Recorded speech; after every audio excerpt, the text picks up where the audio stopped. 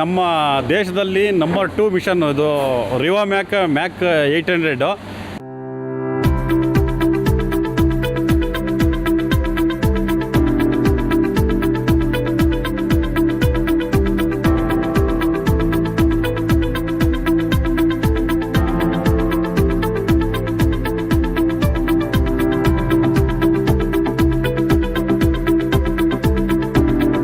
ನಾನು ಗುಜರಾತು, ರಾಜ್ಕೋಟು, ಬೇರೆ ಕಡೆ ಬೇರೆ ರಾಜ್ಯಗಳಿಗೆಲ್ಲ ಹೋಗಿ ಮಿಷನ್ನ ಅಬ್ಸರ್ವ್ ಮಾಡಿ ನೋಡಿ, ಬಟ್ ಯಾವುದು ಚೆನ್ನಾಗಿದೆ, ಯಾವುದು ಕ್ವಾಲಿಟಿ ಬರುತ್ತೆ, ಯಾವುದು ಸರ್ವಿಸ್ ಬರುತ್ತೆ ಅಂತೇಳಿ ಅಬ್ಸರ್ವ್ ಮಾಡಿ ಮತ್ತು ಇನ್ಸ್ಪೆಕ್ಷನ್ ಮಾಡಿ ನೋಡಿದಾಗ ರಿವಾ ಮ್ಯಾಕ್ ಮಿಷನ್ನು ಓಕೆ ಅನ್ನಿಸ್ತು. ಹಂಗಾಗಿ ಇದು ನಂಬರ್ 2ನಲ್ಲಿದೆ ಇಂಡಿಯಾದಲ್ಲಿ.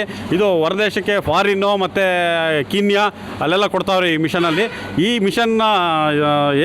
ಮಿಷನ್ನ ಸ್ಪೆಷಲ್ ಏನಂದರೆ ಇದು ಫಿನಿಶಿಂಗು ನೀಟಾಗಿ ಬರುತ್ತೆ. ಮೂಲೆ ಮತ್ತು ಮಟ್ಗೋಲ್ ಹಾಕೋಂಗಿಲ್ಲ, ರಸಮಟ್ಟ ಹಾಕೋಂಗಿಲ್ಲ.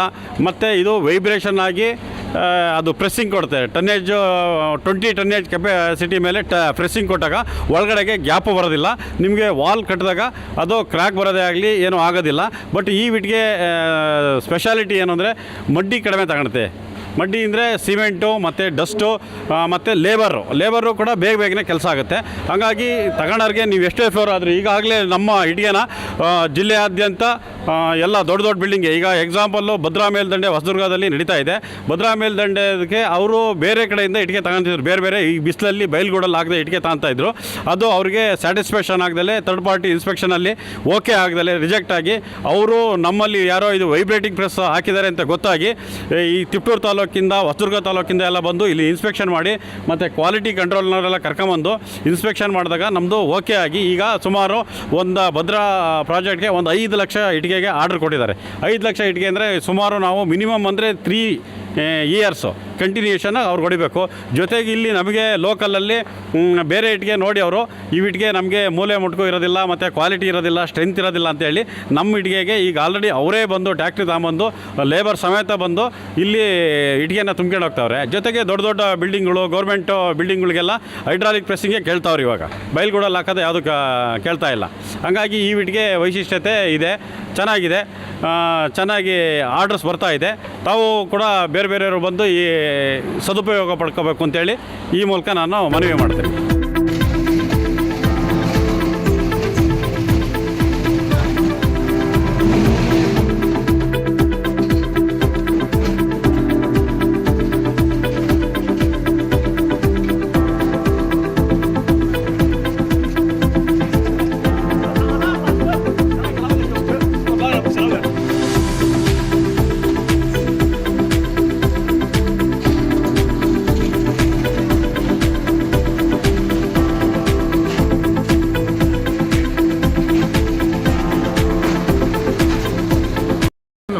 ಈ ಇಟ್ಟಿಗೆನು ರೇಟ್ ಏನು ಡಿಫ್ರೆನ್ಸು ಸರ್? ಮಾಮೂಲಿ ಇಟ್ಟಿಗೆ ಬಂದು ನಿಮಗೆ 38ರಿಂದ 39 ರೂಪಾಯಿ ಕೊಡ್ತಾರೆ.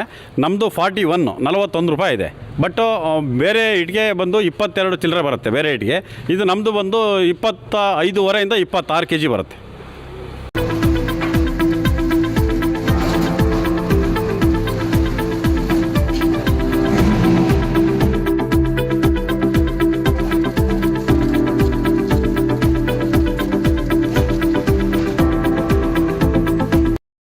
ಈ ಇಟ್ಟಿಗೆಯಲ್ಲಿ ನಮ್ಮನೆ ಕಟ್ತೀನಿ ನಾನು, ಎಷ್ಟು ವರ್ಷ ಗ್ಯಾರಂಟಿ ಕೊಡ್ತೀರಾ ಸರ್? ಇದಕ್ಕೆ ಲೈಫ್ ಟೈಮ್ ಇದು ಇಲ್ಲೇ ಆಲ್ರೆಡಿ ಕ್ಯೂರಿಂಗ್ 1 ಡೇ.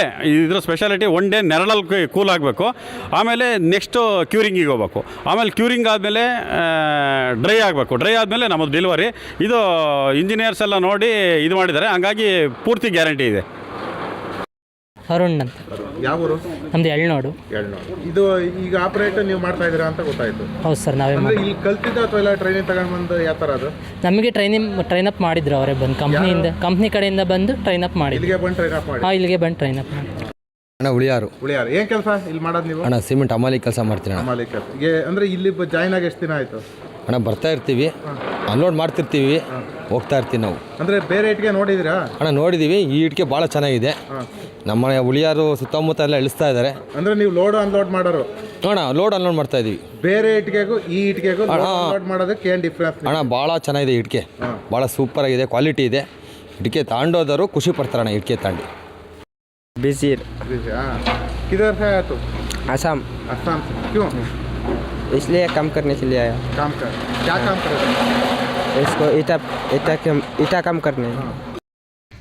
ಸರ್ ನಾವು ಸಾಗರ್ ಸಿಮೆಂಟ್ ಅವರು ನಾವು ತಿಂಗಳಿಗೆ ಒಂದು 6 ಟ್ರಿಪ್ಪು ಓಡಿಸ್ತೀನಿ ಇಲ್ಲಿಗೆ.